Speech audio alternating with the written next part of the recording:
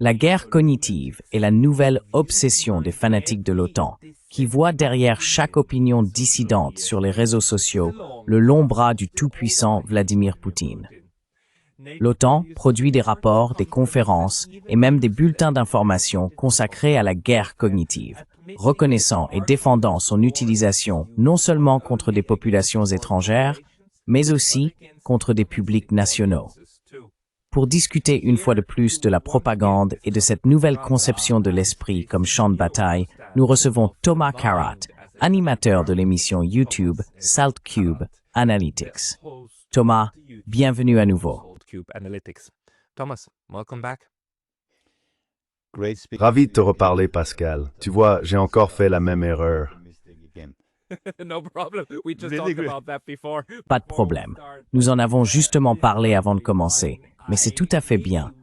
J'aimerais vraiment savoir, Thomas, tu étudiais en détail la propagande, n'est-ce pas? Et aussi les façons dont les gens sont manipulés. Je veux dire, ta chaîne est un excellent exemple de la manière dont tu essayes de décortiquer les différentes couches de manipulation. Peux-tu nous en dire un peu plus sur la guerre cognitive de l'OTAN? Can you tell us a little bit more about NATO's cognitive warfare? Yes, I'm happy to. NATO's cognitive warfare Oui, program, avec plaisir. I mean, in a nutshell, it started. Le programme de guerre cognitive de l'OTAN, eh bien, en résumé, il a commencé, il a été présenté en 2020 lors d'une convention quelque part, et il est mis en œuvre depuis 2022. En gros, c'est un domaine qui considère le cerveau comme le nouveau champ de bataille des armées de l'OTAN. Maintenant, avant d'en arriver là, à mon sens, nous vivons déjà dans une cage de velours sans le savoir. Et il y a un certain nombre de chaînes qui nous y maintiennent, mises en place petit à petit. Au début, quand j'ai commencé à parler des chaînes de velours, désolé, il est encore tôt pour moi, j'ai pas encore pris mon premier café. C'est pratiquement mon premier café. Prends une gorgée, une bonne gorgée. Les chaînes de velours. Que sont les chaînes de velours? La cage de velours, nous sommes déjà dans une cage de velours. Et les chaînes de velours sont plusieurs choses, et j'aimerais en passer brièvement quelques-unes en revue, car elles nous mènent vers la guerre cognitive. Vous verrez alors comment tout cela fonctionne ensemble. Ce n'est pas seulement que la combinaison des éléments individuels s'additionne, c'est plus que la somme des parties, n'est-ce pas?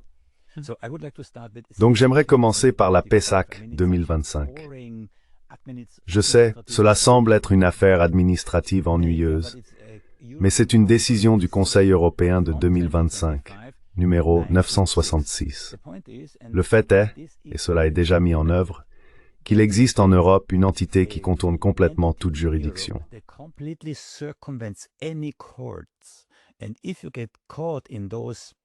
Et si vous vous retrouvez pris dans le filet parce que vous avez publié quelque chose que le Conseil européen n'aime pas, par exemple, Patrick Bob, que j'ai interviewé, il était en Russie, mais aussi en Ukraine.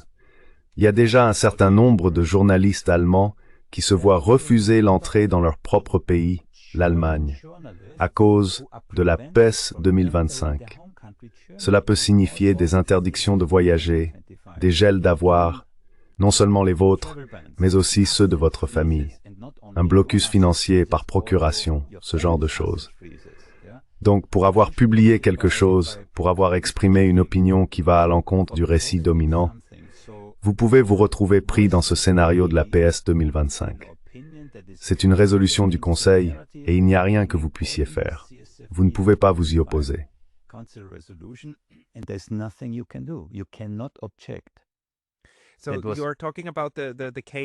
Donc, vous parlez du cas où le Conseil européen a effectivement mis en œuvre des sanctions contre 2 citoyens allemands, 2 journalistes. Patrick Bob lui-même n'en fait heureusement pas partie, mais les 2 autres, il a travaillé sur ces affaires. Et ce sont des sanctions très draconiennes qui rendent la vie dans son propre pays pratiquement impossible.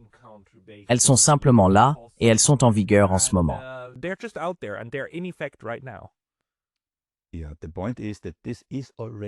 Oui, le fait est que ça est déjà en train d'être mis en œuvre.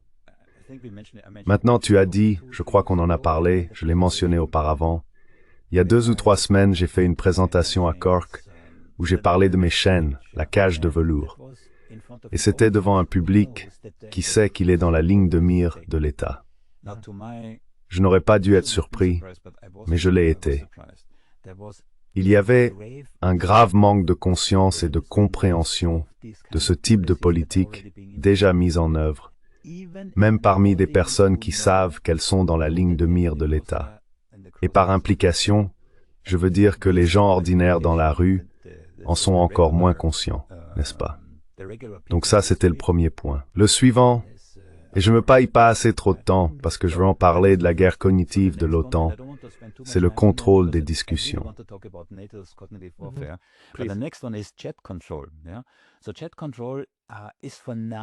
Donc le contrôle des discussions est pour l'instant suspendu. Je le dis avec beaucoup de prudence. Ils ont déjà essayé de le faire passer devant la Cour européenne, mais pour le moment c'est en attente, car certains pays, dont l'Allemagne, ont déclaré dans une formulation très vague qu'ils avaient besoin de garanties plus solides en matière de protection de la vie privée. Mais le contrôle des discussions en principe signifie que l'État, et encore une fois, on pourrait se dire d'accord, c'est l'Europe ou c'est l'Amérique, mais cela arrive partout. Peu importe que ce soit en Russie, en Chine, en Europe ou en Amérique. Le contrôle des discussions signifie que les États veulent une visibilité totale sur tout ce que vous communiquez. Toute information que vous envoyez, toute plateforme que vous utilisez, Facebook, Telegram, Twitter, peu importe, ils veulent avoir accès aux informations que vous publiez. Ils veulent un accès complet, alors notez bien oui s'il vous plaît, donc je...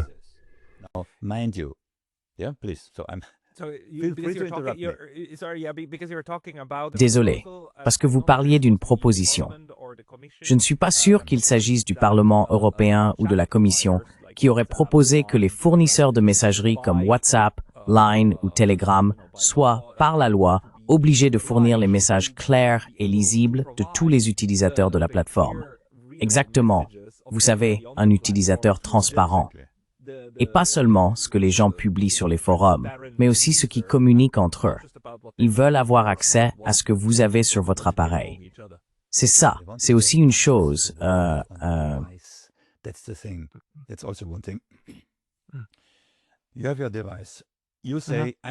Vous avez votre appareil et vous dites « Je suis en sécurité parce que j'ai un VPN.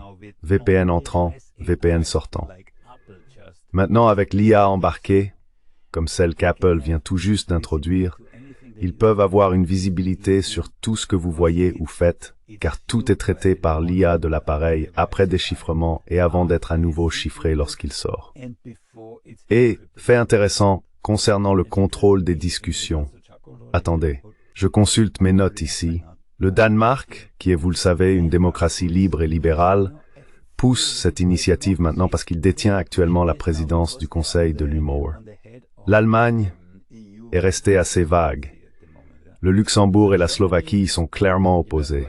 Mais d'autres pays, l'Autriche, les Pays-Bas, la Pologne, la Finlande, la République tchèque, l'Estonie, la Belgique, et ainsi de suite, sont ceux qui disent vouloir des garanties plus solides, quoi que ça signifie. Mais je peux vous garantir qu'ils essaieront de faire passer cette mesure. D'accord? Donc voilà, s'il vous plaît.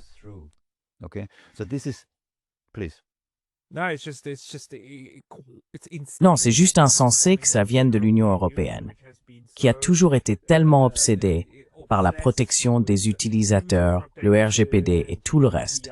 La vie privée, la vie privée, la vie privée. Et maintenant, la vie privée est comprise comme « Oh, nous garderons nos informations à l'abri de vous, mais vos informations nous appartiennent par défaut. » Et ils les examineront et les analyseront comme bon leur semble. À l'exception, bien sûr, des messages de discussion, des messages WhatsApp de Madame von der Leyen. Je veux dire, ils disparaissent quand ils disparaissent, même quand il s'agit de plusieurs milliards d'euros pour les vaccins. Mais ils disparaissent. Mais les nôtres, eux, ne peuvent jamais disparaître, n'est-ce pas? Voilà le changement qui s'annonce.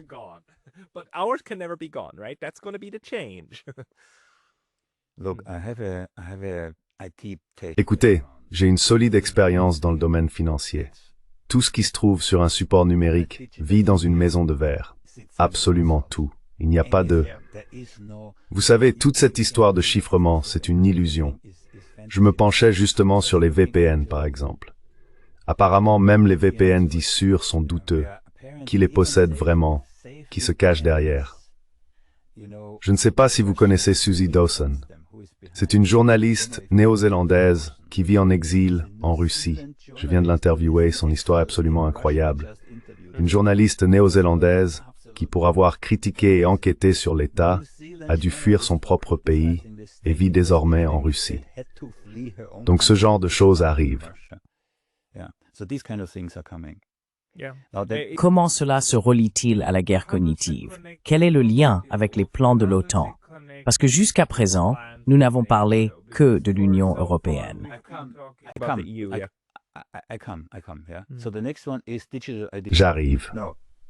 J'arrive. Alors le prochain sujet, c'est l'identifiant numérique. Maintenant, ce que j'aurais dû souligner un peu plus fortement au début, c'est que toutes ces politiques, sous différents noms et sous différentes versions, se répandent à l'échelle mondiale, n'est-ce pas? On ne peut pas les considérer isolément, car encore une fois, comme je l'ai dit, cela n'a pas d'importance. Je veux dire, les cas classiques sont bien sûr la Russie et la Chine. Si vous dites propagande et surveillance totale, les gens vivent encore sous l'illusion que oui, c'est la Corée du Nord, c'est la Russie, c'est la Chine, c'est...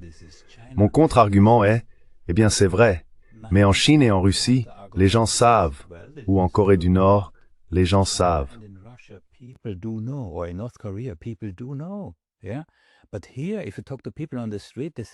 Mais ici, si vous parlez aux gens dans la rue, ils pensent que nous avons une presse libre, que la propagande est illégale. Enfin, il y a un décalage total entre ce que les gens dans la rue croient et la réalité.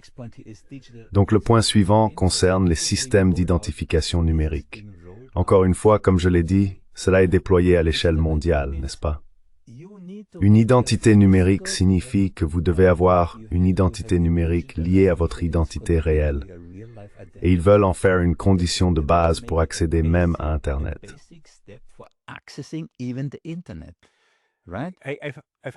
J'ai eu une discussion à ce sujet l'autre jour sur ma chaîne, ainsi que sur le fait qu'en Suisse, nous venons d'avoir un vote à ce propos. Par un référendum public, nous l'avons effectivement accepté, mais la question, c'est que l'écart n'était que de 0,3%. 0,3%, ouais. Juste pour expliquer, beaucoup de référendums suisses se décident avec une marge de 1 à 2%. Celui-ci était serré, mais ce n'est pas inhabituel qu'il le soit. Quoi qu'il en soit, le point essentiel est que la question du passeport numérique, en tant que technologie, est moins problématique que les types de réglementations que les pays pourraient adopter. C'est pourquoi on peut les utiliser, n'est-ce pas? Je veux dire, rien n'empêcherait la Suisse, ou l'Allemagne, ou les Pays-Bas d'exiger une pièce d'identité physique pour acheter de l'essence dans une station-service, n'est-ce pas? Mais ce n'est pas ce que nous faisons. Ce n'est pas à cela que servent les pièces d'identité. Les identités numériques, dans le même sens, pourraient être utilisées à des fins tout à fait légitimes, mais la crainte, c'est qu'elles servent à restreindre notre capacité à participer à la vie sociale, n'est-ce pas?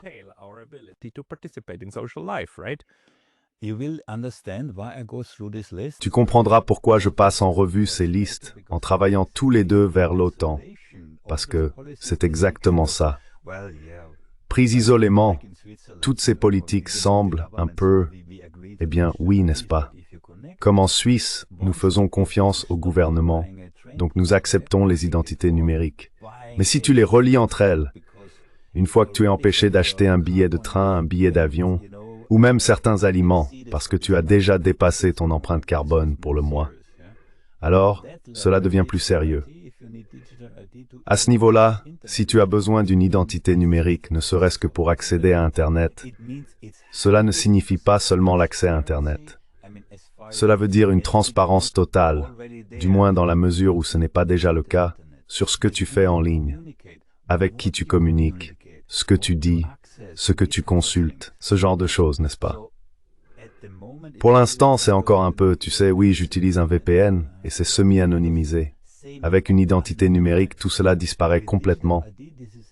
si elle devient obligatoire, n'est-ce pas? Go on.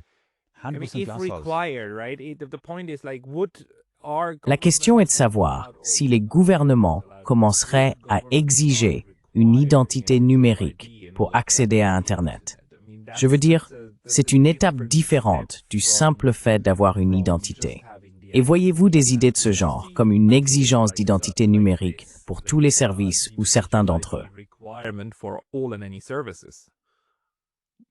This is the introduction. Cette introduction d'une identité numérique, une sorte de passeport numérique, est la première étape.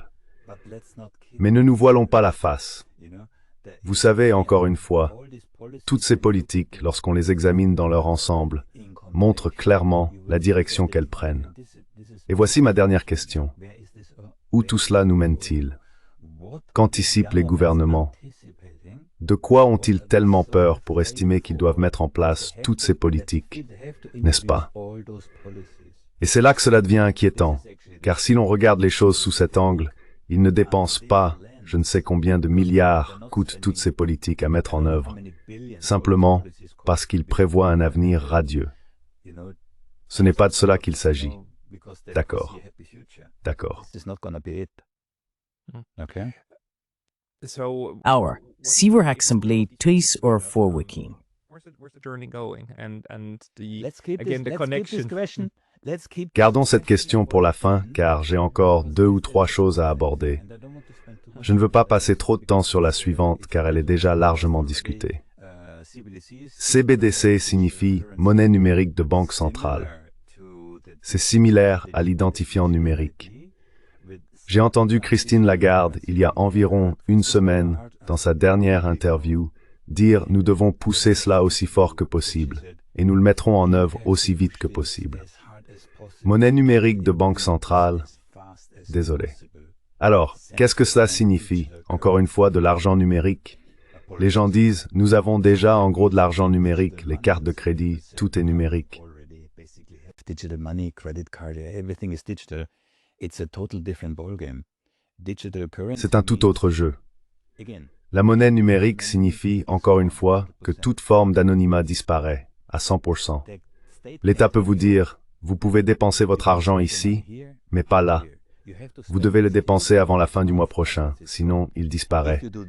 Si vous faites ceci, vous n'en recevrez pas. Si vous faites cela, c'est bloqué. Ainsi, en tant qu'outil politique pour manipuler la population, les monnaies numériques de banque centrale constituent un instrument extrêmement puissant, surtout combiné avec les autres éléments que j'ai déjà mentionnés, n'est-ce pas? Alors s'il vous plaît.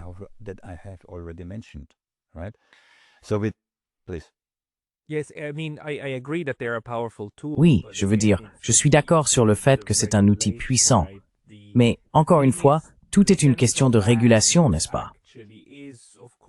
Le fait est que la Banque centrale est bien sûr une branche du gouvernement, mais peut-être la plus isolée de toutes, non? Dans la plupart des pays, pas tous mais la plupart, les banques centrales sont extrêmement indépendantes du reste du gouvernement. Mais encore une fois, le gouvernement pourrait établir des règles en fonction de la technologie disponible. Donc, ce que je comprends, c'est que ce dont nous devons nous préoccuper, c'est de créer la capacité numérique de prendre des décisions à l'avenir, n'est-ce pas? To take decisions in the future, right? Absolutely. And again, I'm fully conscious that I'm rushing things. Absolument. And making it very black and white. Et encore une fois, je suis pleinement conscient que je vais vite et que je simplifie les choses à l'extrême. J'en suis tout à fait conscient. Mais le danger auquel nous faisons face ici, lorsqu'on combine toutes ces politiques, est gravement sous-estimé. Nous pointons du doigt la Chine parce que la monnaie numérique y est déjà largement mise en œuvre. Et encore une fois, lorsque les opposants à la Chine évoquent ce genre de choses, nous pensons que c'est lointain, mais ça ne l'est pas. Cela arrive vite et fort. Ici en Europe, il y a eu, je crois, 2 ou 3 pays qui ont déjà essayé de mettre en place des MNBC, et cela a échoué, n'est-ce pas? Donc, ma prédiction, c'est que nous aurons besoin d'un choc maintenant. Les pays qui essayent de mettre en œuvre des MNBC auront besoin de ce choc pour y parvenir. Et cela pourrait être un choc naturel entre guillemets, ou un choc conçu, comme nous en avons déjà vu, n'est-ce pas? side shock, which we have seen before, right? So Alors, d'accord. Y a-t-il d'autres points sur la liste que tu penses que nous devrions garder à l'esprit avant de parler de guerre cognitive? yeah, I have one last one, and this is I don't know what's Oui, j'en ai une dernière, et celle-ci, je ne sais pas si ça vaut vraiment le coup. Le mémorandum présidentiel sur la sécurité nationale numéro 7, NSPM 7, récemment signé, je crois au début du mois d'octobre, par le président Trump. Tu en as entendu parler? Non, de quoi s'agit-il? En gros, il criminalise la pensée. Le président Trump a assimilé la pensée dissidente au terrorisme. Et encore une fois, j'ai mes notes ici. Il accorde aux agences de renseignement et au Trésor le pouvoir d'enquêter, de sanctionner ou de restreindre les individus ou les groupes diffusant des récits déstabilisants, même sans lien avec l'espionnage ou l'étranger, y compris les risques idéologiques ou fondés sur les convictions. Cela signifie donc que Trump peut te poursuivre comme terroriste en fonction de ce que tu crois, sans aucune activité criminelle de ta part. Without any criminal activity on your part, without anything Sans qu'il y ait quoi que ce soit qui vous ait mis en contact avec un tribunal, il peut vous poursuivre au même titre que pour du terrorisme. on the same level as terror. Et j'ai ici quelques autres éléments, l'intégration de la surveillance des réseaux sociaux et de l'analyse comportementale. C'est encore une fois ce que les gens ne réalisent pas. Toutes ces grandes quantités de données que nous collectons sont analysées sur le plan comportemental, non seulement pour prédire ce que nous faisons, mais aussi pour nous orienter.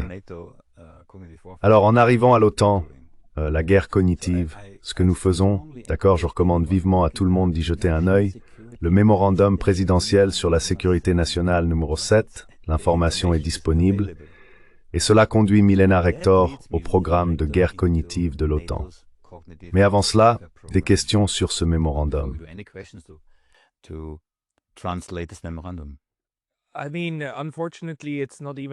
Je veux dire, malheureusement, ce n'est même pas une grande surprise. C'est la suite logique de ce que l'administration Trump faisait déjà auparavant. Je veux dire, rappelons-nous simplement qu'il avait déjà, en quelque sorte, établi que tout étranger vivant aux États-Unis, toute personne ne détenant pas de passeport américain, tout ressortissant étranger, n'est pas couvert par la Constitution américaine. Les États-Unis se réservent le droit d'expulser n'importe qui, à tout moment, pour n'importe quel motif international. Tout ce que le secrétaire d'État décide.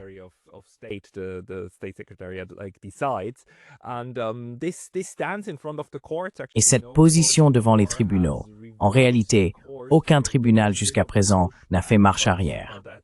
Il y a eu un peu de résistance, mais pour le moment, si vous êtes un étranger aux États-Unis, vous devez essentiellement accepter que l'administration actuelle considère que la Constitution américaine ne s'applique pas à vous. Et bien sûr, dans ce sens, les droits à la liberté d'expression, entre autres, ne s'appliquent pas non plus. C'est désormais une étape supplémentaire vers la criminalisation absolue, y compris des actes de parole et de croyance du reste de la population. Mais en un sens, c'est une évolution naturelle, malheureusement.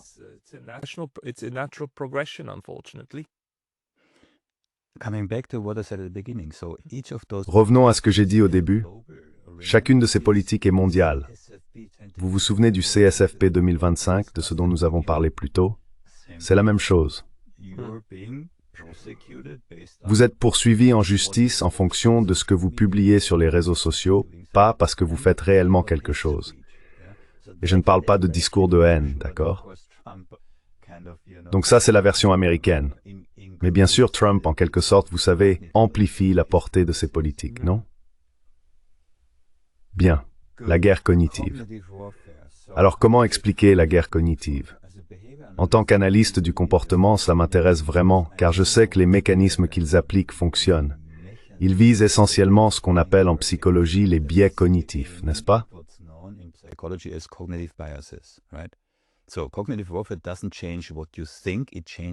Ainsi, la guerre cognitive ne change pas ce que vous pensez. Elle change la manière dont vous y pensez. Et elle le fait en manipulant l'attention, les émotions et l'identité, jusqu'à ce que l'obéissance, votre obéissance, paraisse être un jugement indépendant. Vous croyez que cela vient de vous. Donc la guerre cognitive ne consiste pas à pirater des machines.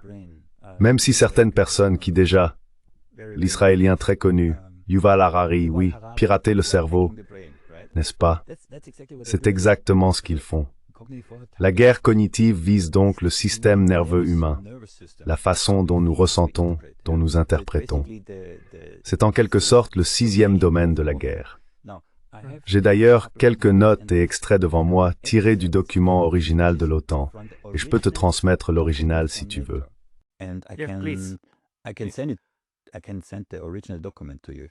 Je vais les lier ou envoie-moi les liens et je les mettrai dans la description.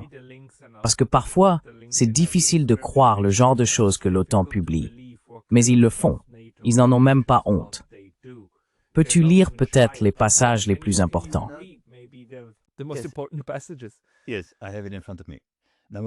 Oui, je l'ai devant moi. Premièrement, l'esprit humain est désormais considéré comme le nouveau domaine de la guerre. Je l'ai déjà dit, après la terre, la mer, l'air, l'espace et le cyberespace. C'est donc le nouveau domaine de la guerre, votre esprit. Tout le monde y contribue, ainsi qu'à la guerre cognitive, et cela fournit des connaissances inestimables sur la société, en particulier les sociétés ouvertes comme celle de l'Occident. Ces connaissances peuvent être facilement militarisées.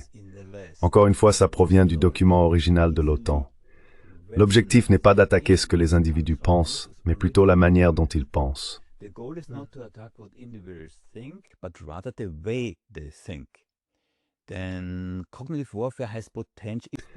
La guerre cognitive est potentiellement sans fin, ce qui est vrai, puisqu'il ne peut y avoir ni traité de paix, ni reddition dans ce type de conflit. Bien sûr, elle dure depuis longtemps et continuera ainsi. L'exploitation de la cognition humaine est devenue une industrie colossale, c'est également vrai, et l'on s'attend à ce que les outils d'intelligence artificielle émergent, offrent bientôt aux propagandistes des capacités radicalement accrues pour manipuler les esprits humains et modifier les comportements. Mais la situation est encore plus grave.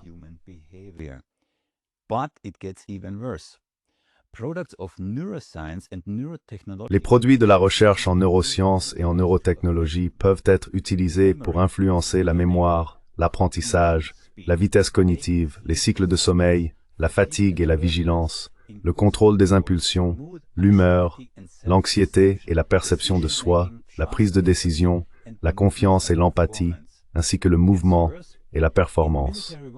Et cela va plus loin. Dans des contextes de guerre militaire, la modification de ces fonctions peut servir à atténuer l'agressivité et à favoriser des cognitions et des émotions ou d'affiliation ou de passivité, à provoquer la morbidité, le handicap ou la souffrance, et à neutraliser des adversaires potentiels, voire à entraîner la mort. Il s'agit d'une discussion franche sur l'armement des avancées en neurosciences pour une utilisation militaire directe sur des populations.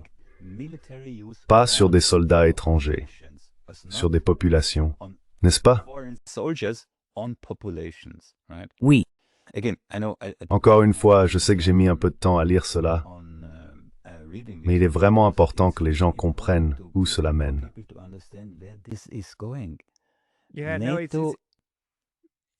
Oui, non. Tu as tout à fait raison, et je vais faire une vidéo à ce sujet très bientôt. L'OTAN, à ce stade, est complètement folle. Les personnes à la tête de l'OTAN sont des cinglés, des maniaques. Et le fait qu'ils publient ce genre de choses, qu'ils pensent que cela leur donne une image positive, montre simplement à quel point la carte mentale et la vision du monde de ces gens sont étranges. Mais malheureusement, c'est avec ça que nous devons vivre. Donc, le fait est qu'ils parlent aussi des populations. Et bien sûr, quand on parle de guerre conventionnelle, tu sais, nous avons les conventions de Genève et les civils ne sont pas des cibles légitimes dans ce cadre.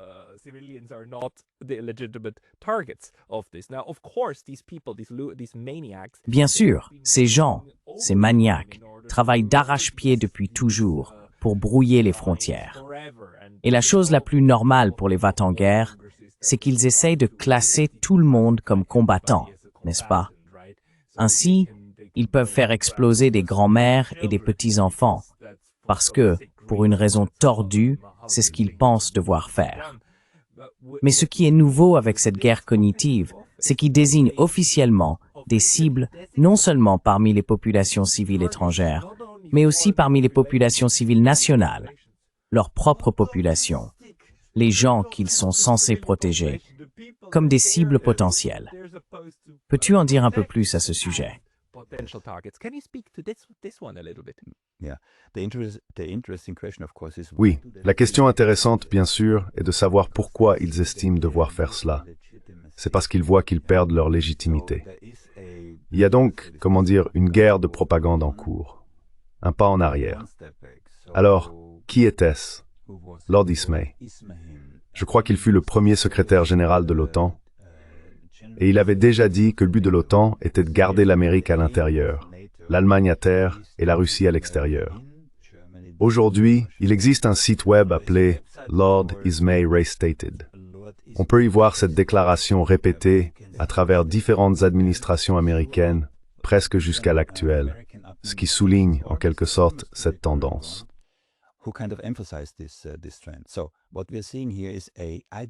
Ce que nous voyons ici, c'est une guerre idéologique entre la vision du monde russe, disons, et la vision du monde occidental. Et l'objectif absolu est d'empêcher une sorte d'unification allemande. Enfin, le mot qui me venait à l'esprit était unification, mais il n'y aura bien sûr pas d'unification. Il s'agit plutôt du savoir-faire allemand combiné aux ressources russes. Parce que cela pourrait créer un concurrent direct pour l'Amérique, n'est-ce pas? Les gens pensent que l'Amérique est l'ami de l'Allemagne. Non, les gars, non. Qui a fait exploser Nord Stream? J'ai parlé à Jeffrey Sachs. J'ai parlé à, je sais pas, beaucoup de gens. L'Amérique est derrière l'explosion de Nord Stream, n'est-ce pas? Just let's remind ourselves in the best. Rappelons-nous, dans la meilleure version de la réalité, je veux dire, la meilleure pour les va-t-en-guerre de l'OTAN, dans la meilleure des réalités possibles, le gazoduc Nord Stream a été détruit par le pays auquel vous envoyez tous ces milliards de dollars pour mener une guerre par procuration contre la Russie. C'est la meilleure version. Vous savez, c'est l'interprétation la plus bienveillante de ce qui s'est passé. Dans toutes les autres interprétations, toutes les autres possibilités sont pires, car ce serait l'OTAN elle-même. Mais continuons.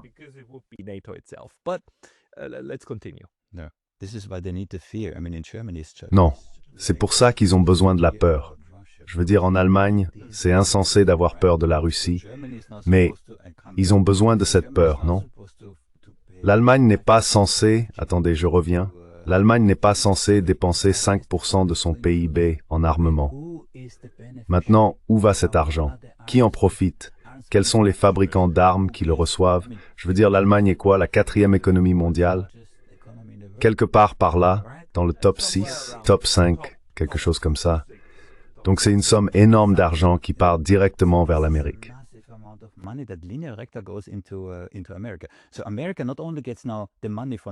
Ainsi, l'Amérique ne tire pas seulement profit de l'argent provenant de ce gaz naturel liquéfié que nous devons payer, que l'Europe et pas seulement l'Allemagne doit acheter aux États-Unis, mais aussi de la vente d'armes. Il y a donc un intérêt financier derrière toute cette guerre cognitive. Nous devons avoir cet ennemi en Russie et le prochain ennemi déjà désigné, la Chine, parce qu'ils deviennent de plus en plus interconnectés. Ce que Brzezinski nous avait justement mis en garde de ne pas permettre en 1987, n'est-ce pas? Mot-clé, Brzezinski. J'ai découvert quelque chose que je ne savais pas en faisant mes recherches pour ma petite présentation. As-tu déjà entendu le mot « titetainment » ? Non. Ça vient de Brzezinski, non? Titainment, un mélange de titillation et de divertissement. Il discutait de ce qu'il fallait faire de la population, puisque beaucoup de gens allaient perdre leur emploi. Il parlait déjà d'intelligence artificielle à l'époque. Et puis Brzezinski, qui était le conseiller à la sécurité nationale sous Jimmy Carter, n'est-ce pas, a inventé ce terme en 1995 lors d'un forum mondial convoqué par Mikhail Gorbatchev à l'hôtel Fairmont de San Francisco. Étaient présents George W. Bush, Margaret Thatcher, Ted Turner et Brzezinski. Et c'est là qu'il a inventé ce terme, titainment. And he coined this tititainment. The phrase encapsulated the idea that a frustration. L'expression résumait l'idée qu'une majorité mondiale frustrée et superflue pouvait être apaisée par des divertissements bon marché, des spectacles et une subsistance minimale, garantissant ainsi l'ordre social, tandis qu'une petite élite technocratique contrôlait les véritables leviers du pouvoir. Et ce qui est intéressant, c'est qu'il s'agit d'un minimum psychologique et nutritionnel. C'est ce dont il parlait déjà en 1995. Brzezinski, le même Brzezinski qui nous avait mis en garde contre le fait de pousser la Russie dans les bras de la Chine, ce que nous observons aujourd'hui. Et je crois que c'est l'ambassadeur américain Charles Freeman qui m'a dit, et je sais qu'il est aussi passé dans votre émission, qu'ils avaient été encore plus insensés que cela. Ils ont même ajouté une Corée du Nord dotée de l'arme nucléaire dans l'équation, n'est-ce pas?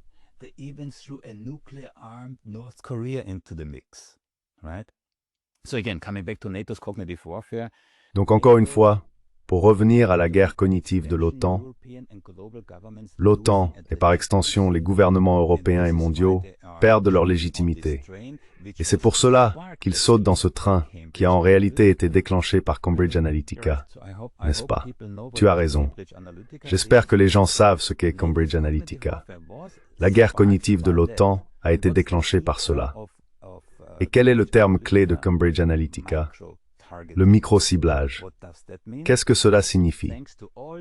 Grâce à toutes ces informations que nous diffusons volontairement et involontairement sur Internet, ces grandes entreprises disposent de profils psychologiques de chacun de nous, qui sont...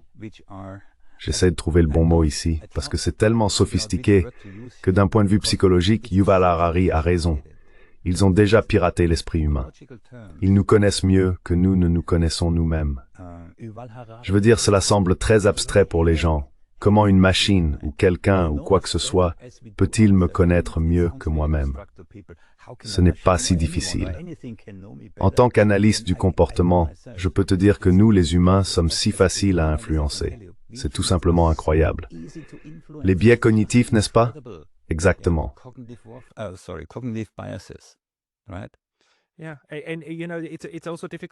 Oui, et vous savez, il est aussi difficile d'imaginer à quel point ces profils sont bien réalisés.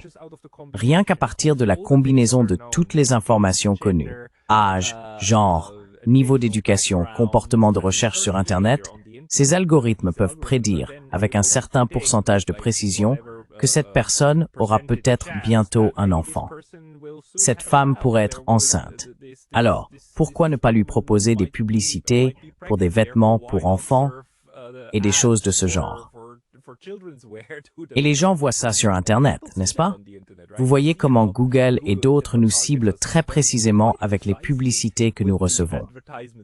À quelle fréquence voyez-vous une publicité qui n'a absolument rien à voir avec vous? Ou essayez l'expérience. Connectez-vous en mode navigation privée sur Google et regardez quelle publicité s'affiche. Vous réalisez soudain que, celles que je vois habituellement sont bien mieux ciblées sur moi. Et bien sûr, c'est un terrain ouvert pour les gouvernements.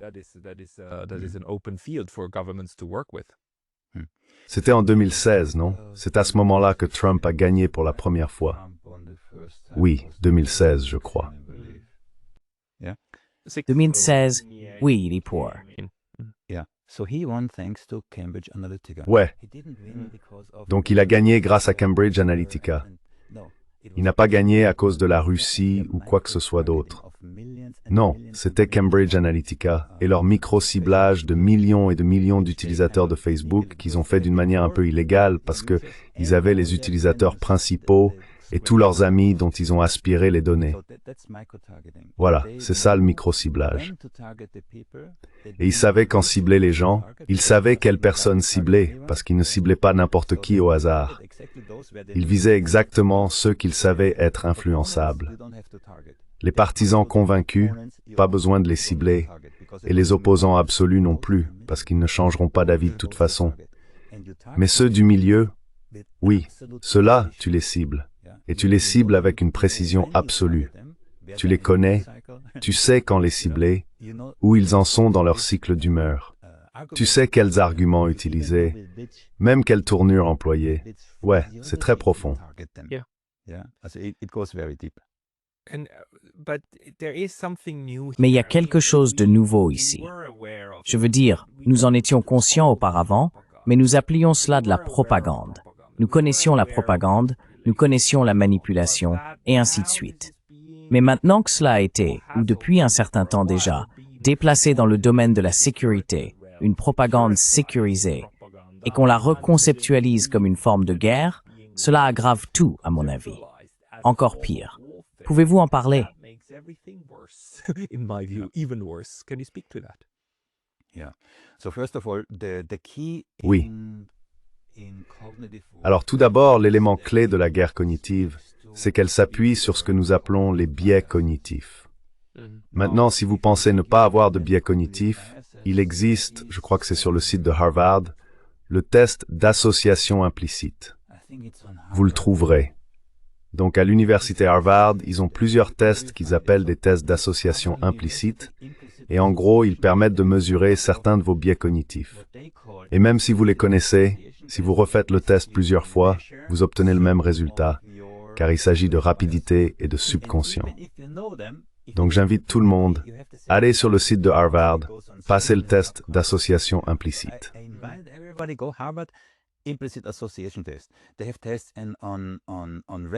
Ils ont des tests sur la race, sur le genre, sur toutes sortes de choses. Malheureusement pas sur, disons, Israël ou ce genre de sujet.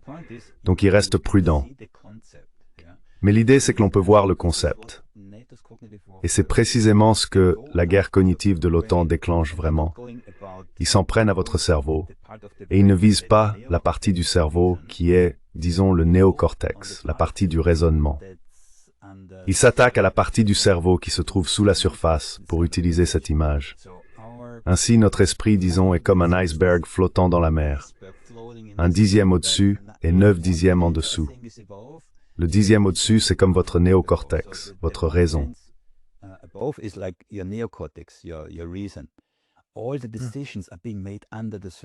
Toutes les décisions se prennent sous la surface. Et l'OTAN vise précisément cette partie de votre psyché qui se trouve sous la ligne de flottaison. Maintenant, pour pousser un peu plus loin cette image, il y a le courant marin, n'est-ce pas? Le courant pousse l'iceberg. Puis il y a un peu de vent venant de l'autre direction, mais l'iceberg suit tout de même le courant, car celui-ci est bien plus fort que le vent, qui ne peut influencer que le dixième supérieur de l'iceberg, n'est-ce pas? C'est donc là qu'il vise. Et encore une fois, vous pourriez penser pouvoir vous armer contre la guerre cognitive. Non, vous ne le pouvez pas.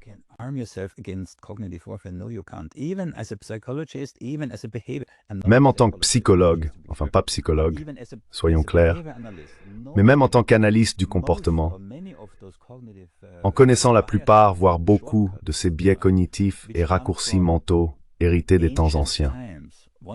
Un exemple.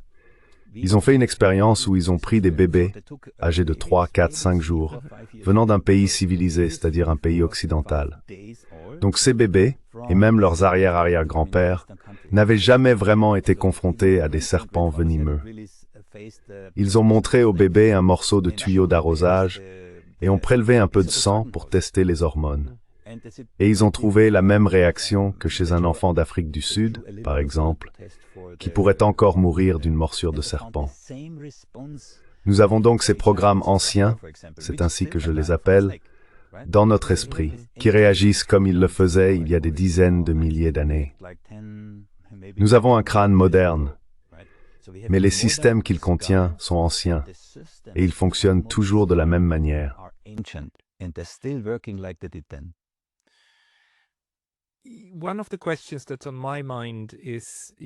L'une des questions que je me pose est la suivante. La guerre cognitive, telle que l'OTAN la conçoit et la met en place, penses-tu que ces gens courent le risque de créer quelque chose comme, comment dire, le magicien, le Zauberlehrling, l'apprenti sorcier, qui invoque des balais qui travaillent seuls, mais qui ne cessent jamais de verser de l'eau dans le puits jusqu'à ce que tout déborde? Parce que nous avons déjà des exemples montrant, par exemple, qu'aux États-Unis, certains de ces groupes se sont auto-manipulés en affirmant que Donald Trump n'avait gagné qu'à cause de Russiagate.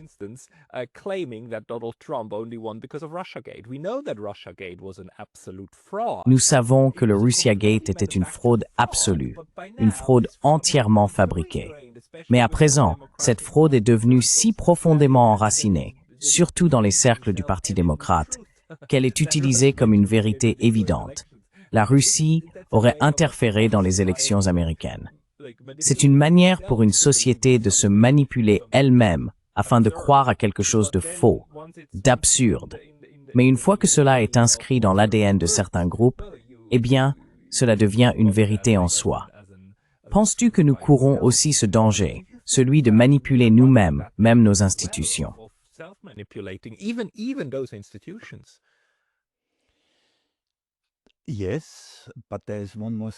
Oui, mais il y a une étape supplémentaire à cela. Quand j'ai commencé à enquêter sur ce sujet, mon premier réflexe a été de le projeter sur la population. Mais ce n'est que partiellement vrai, car les politiciens, les dirigeants, les PDG, eux aussi sont concernés. Oui. Donc nous sommes tous manipulés par ce genre de choses. Alors ma question a été, d'accord, si c'est le cas, qui dirige vraiment le spectacle? Si les gens, même le président américain, sont influencés, alors qui détient réellement le pouvoir? Je ne sais pas. Est-ce les entreprises? L'État profond? Je ne sais pas. Mais même les individus clés, logiquement, sont aussi influencés. Peut-être pas dans un domaine précis, mais dans les 99% restants, oui. Et une autre personne, tu vois. Alors qui dirige vraiment le spectacle? Donc oui, il y a une sorte d'auto-perpétuation à l'œuvre ici, alimentée par cette compétition innée et stéréotypée. L'idée que l'Amérique est un pays exceptionnaliste et qu'elle doit diriger le monde parce que c'est ce qu'elle veut faire, idéologiquement et militairement.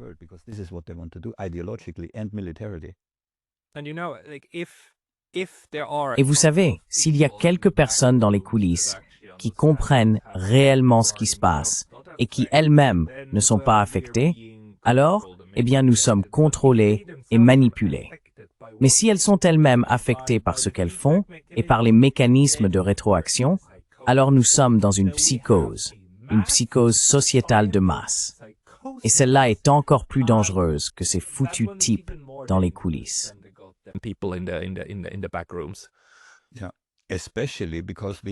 Oui, surtout parce que nous voyons maintenant la convergence de plusieurs tempêtes qui pourraient en provoquer une gigantesque. Nous assistons à une poussée politique mondiale vers la droite. Et droite, je ne suis même plus sûr que ce soit le bon terme pour commencer. Ensuite, nous faisons face, et je ne cesse de le répéter, à un drame écologique. Alors, l'Islande, ou c'était le Groenland, pardon. Je crois avoir vu un documentaire réalisé par des scientifiques islandais où se trouve la plus grande calotte glaciaire, en Islande ou au Groenland. Je pense que c'est au Groenland. C'est contre-intuitif. Probablement le Groenland, oui. Dans certaines zones, il perd 6 à 8 mètres de glace chaque année. Et puis nous discutons, vous savez, de qui est responsable. Est-ce d'origine humaine?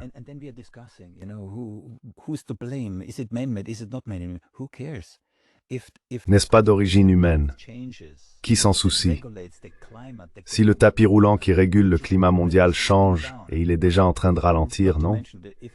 Sans parler du fait que si toute la glace fondait, le niveau de la mer monterait de 7 mètres. Je veux dire, je vis à 4 mètres et demi sous le niveau de la mer ici, aux Pays-Bas, non? Alors ce genre de choses. Ensuite, il y a aussi l'écologie, l'économie et la confrontation politique qui se déroule en ce moment. Oui, partout. J'ai écrit un article sur le Pacifique. Je l'ai intitulé Pacific Bargozen.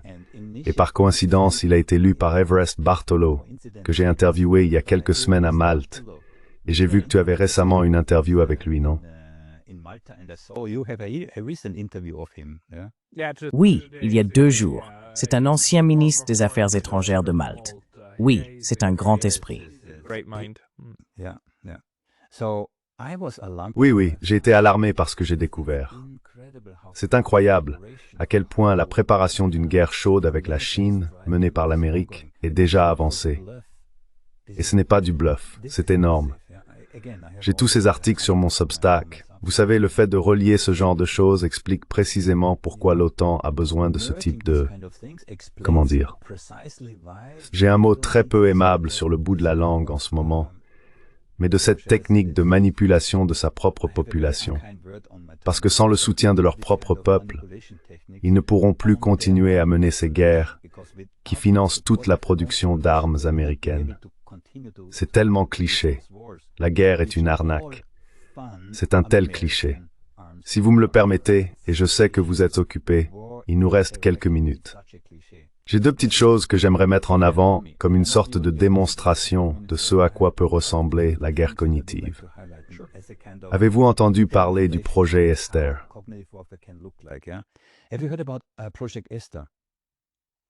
Ça me dit quelque chose, mais je ne m'en souviens pas vraiment. Qu'est-ce que c'est? Oui.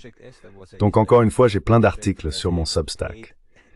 Le projet S, c'était un projet israélien où il payait des influenceurs mondiaux jusqu'à 150 000 $ américains par mois pour diffuser du contenu à leurs millions d'abonnés.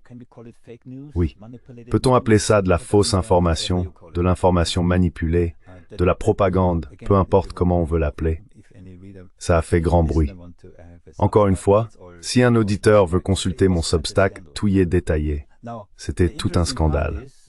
Maintenant, la partie intéressante, et encore une fois, c'était dans ma présentation, c'est qu'ils ont dit, les influenceurs, rétrospectivement, mais nous ne savions pas. Pourtant, ils ont signé des accords de confidentialité. Laissez-moi juste vérifier rapidement. Ils ont signé des accords de confidentialité. Et dans ces accords, il y avait une clause spécifique. Attendez, je ne la trouve plus. Où est-elle? Il y avait une clause spécifique qui garantissait qu'il fallait absolument empêcher toute possibilité de remonter jusqu'à Israël.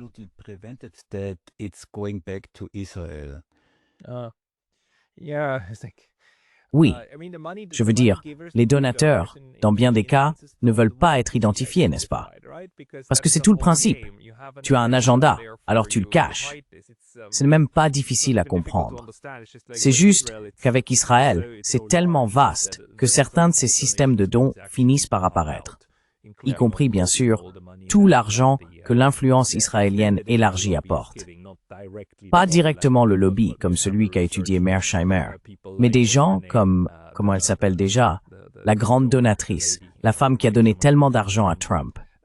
Juste l'influence israélienne élargie, tu vois. Et oui, vas-y, je t'en prie.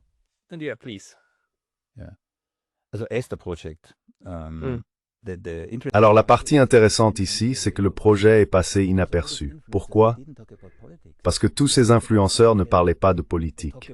Ils parlaient de café latte, de vernis à ongles, ce genre de choses. Oui. C'est donc un exemple facile à comprendre de guerre cognitive, parce que cela aussi, c'est de la guerre cognitive. Hier, pendant un bref instant, j'ai vu une émission vraiment stupide. Ça s'appelle, je crois, Kingsman ou quelque chose comme ça. C'est une sorte de parodie, mais c'est de la pure propagande. Comme à notre époque, Top Gun était de la propagande, le même genre de choses. Mais il y a un cas plus précis, ça s'appelle Integrity Initiative. C'était en 2018 et ça a fuité.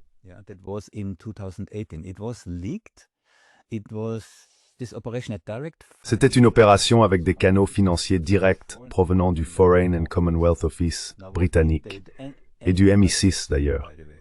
Il disposait donc de groupes d'influenceurs, de journalistes et d'universitaires. Maintenant, c'est ce que je veux souligner. Il existe une convergence entre ces types d'entités, ce qui fait que l'on subit de l'influence, ou quel que soit le terme que vous préfériez, venant de tous les horizons. Oui, des influenceurs, des journalistes et des universitaires. Et si vous me permettez un dernier point, encore une fois j'en ai parlé dans ma présentation, lorsqu'on parle d'influence et de pouvoir, on ne peut pas éviter d'évoquer Larry Ellison et son fils, David Ellison. Maintenant, toute cette affaire TikTok-Chine, encore une fois, j'ai un parcours dans la technologie.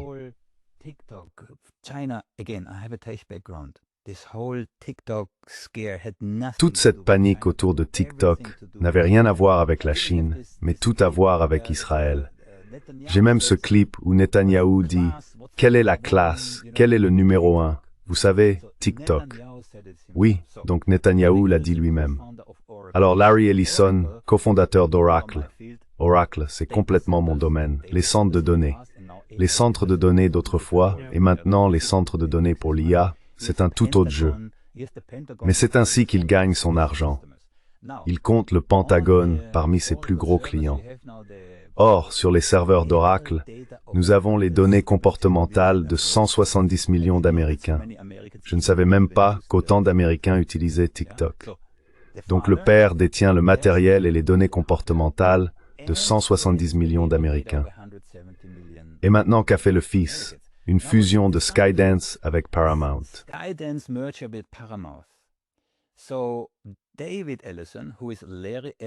Donc David Ellison, qui est le fils de 41 ans de Larry Ellison, si je ne me trompe pas, possède désormais un immense conglomérat médiatique, PBS en faisant partie, couvrant à la fois le domaine du divertissement et celui de l'information. Maintenant, je te pose la question, comment cela converge-t-il? Qui converge? Le récit porté par David Ellison, à travers son vaste empire médiatique, quel récit va-t-il diffuser, n'est-ce pas? Qui va-t-il chercher à influencer? Ce n'est vraiment pas difficile à deviner, oui. Juste pour te donner un autre élément. Larry Ellison, parce que beaucoup de gens disent, tu sais, d'accord, ce sont des entreprises privées, alors pourquoi parler de politique? Eh bien, des courriels piratés montrent que Larry Ellison aurait apparemment validé. Laisse-moi regarder ici. J'ai le document ouvert. Let me have a look here. I have it open. Marco Rubio's stance vis-à-vis La position de Marco Rubio vis-à-vis d'Israël. Et je pense qui était-ce déjà, Marco Rubio. Donc nous avons les emails. J'ai essayé de comprendre est-ce que c'était UK Declassified ou quelque chose du genre. Ils ont publié les emails. Je les ai sous les yeux. Je peux les partager maintenant. Il y avait tout un échange de courriels entre Ron Prosor, qui est actuellement l'ambassadeur d'Israël en Allemagne. Auparavant, il a été représentant permanent aux Nations Unies, ambassadeur au Royaume-Uni, etc. Donc ce type a en quelque sorte servi d'intermédiaire. Il a fait en sorte que Larry Ellison évalue Marco Rubio pour déterminer dans quelle mesure il est apte à promouvoir les intérêts d'Israël en tant qu'homme politique américain. Encore une fois, je souligne simplement ceci. Il y a une fusion entre ces entités privées, l'État oui, les entreprises comme Oracle, Larry Ellison et la politique, voilà.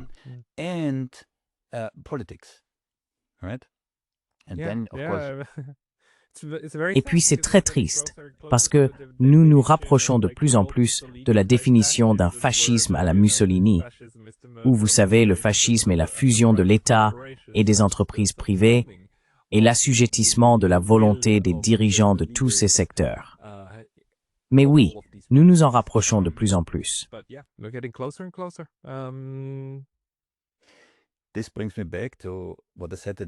Cela me ramène à ce que j'ai dit au début. Nous vivons déjà dans une cage de velours. Du moins, dans notre beau monde occidental, la cage est encore en velours. Dans d'autres pays, ce n'est pas le cas. D'accord? Ce que j'essaie d'expliquer, ce sont les chaînes qui nous retiennent dans cette cage de velours, l'une après l'autre. Et je suis presque sûr que si nous en reparlons dans un an, il y aura encore plus de chaînes ajoutées pour nous y maintenir. Et c'est ça, partie vraiment effrayante.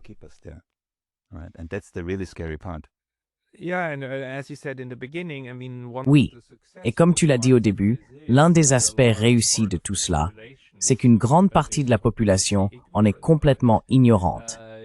Dans d'autres sociétés soumises à la propagande, au moins les personnes endoctrinées savent que, d'accord, ce sont les discours auxquels il faut se plier parce que c'est ainsi que le système fonctionne. N'est-ce pas? En Occident, une grande partie de tout cela a tellement bien réussi que les gens pensent simplement que c'est ainsi que le monde est, que c'est normal.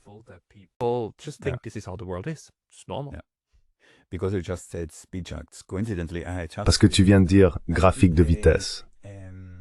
Par coïncidence, je viens justement de publier, j'ai fait une analyse d'environ 10 ou 15 titres, uniquement les titres, dans la période précédant la victoire de Mamdani aux élections majoritaires à New York. C'était il y a seulement 2 ou 3 jours. Je me suis concentré uniquement sur les titres, parce que tu sais, environ 70 à 85% des gens ne lisent que les titres. Ça me fait me demander, pourquoi écrit-on des articles au fond? Ouais. Mais cela montre à quel point les titres, peu importants et percutants.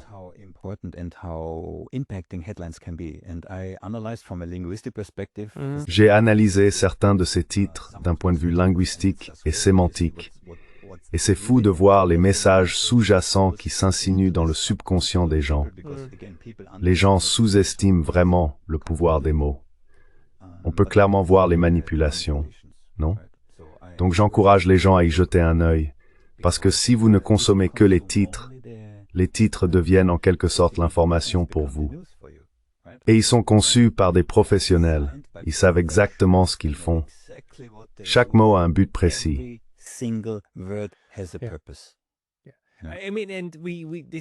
Je veux dire, toute personne qui suit le génocide à Gaza, par exemple, comprend à quel point il est répandu et manipulateur d'appeler un groupe de personnes des otages et l'autre groupe des prisonniers. Rien que cela constitue déjà une manière perverse de transmettre le bon message, la bonne vision du monde, n'est-ce pas? Mais ce qui est frappant, c'est que ces journalistes n'ont même pas besoin de recevoir d'instructions. Ils le comprennent d'eux-mêmes. Ils savent quel ton adopter et quels mots utiliser pour rester dans les bonnes grâces de leurs supérieurs et des propriétaires des journaux.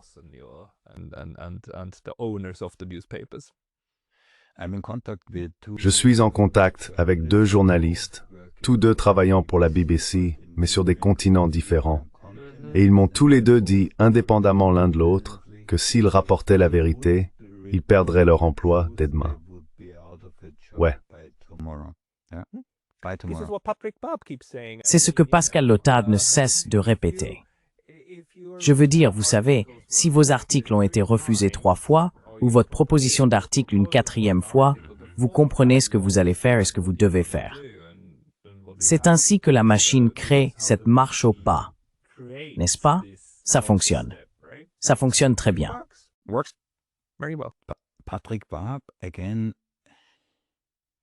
Patrick Bob, encore une fois, tout simplement d'un courage incroyable. Ce type agit sans le soutien d'une grande entreprise, sans parachute de sécurité. Il se rend seul dans les zones de combat russes et ukrainiennes. Et sur le chemin du retour, il est en quelque sorte, comment dire, criminalisé par son propre pays, non seulement par la police et les douanes, mais aussi par les journalistes et les médias. Un courage absolument incroyable.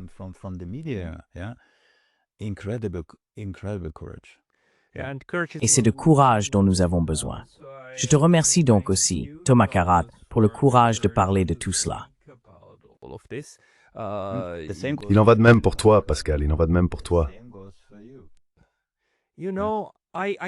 Tu sais, je suis au Japon, et honnêtement, je me sens un peu plus en sécurité ici. Mais toi, tu es dans l'un des foyers de la tempête. Je crois vraiment que l'Europe se trouve en ce moment à un carrefour très dangereux.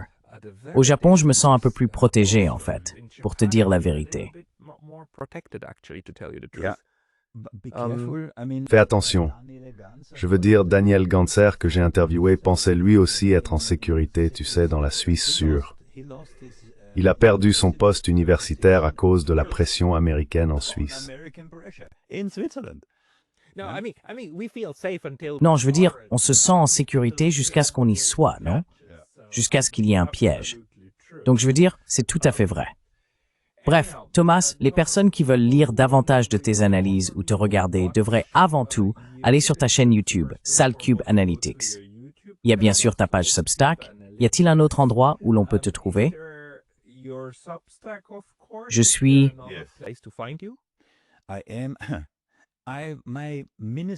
Mon petit compte Twitter a été suspendu définitivement, croyez-le ou non. Et tout ce que j'ai fait, c'est publier des extraits de mes interviews. Je suis sur TikTok, mais à peine. Je suis sur Instagram, mais à peine. Je veux dire, la portée sur TikTok depuis ce nouveau changement d'algorithme est limitée à peut-être 200 ou 300 vues. Rien d'étonnant puisque le nouveau PDG de Twitter était à l'inauguration de Trump pour son second mandat. Donc, vous voyez le genre. Non, surtout YouTube. Et si vous voulez une analyse approfondie, vraiment détaillée, C'est sur mon Substack. As a really deep dive analysis on my Substack. I'll put both. Je mettrai à la fois ta chaîne YouTube et ta page Substack dans la description de cette vidéo ci-dessous. Thomas Karat, merci beaucoup pour ton temps aujourd'hui. Very much for your time today. Thank you. Metzger aussi, tous mes vœux de réussite.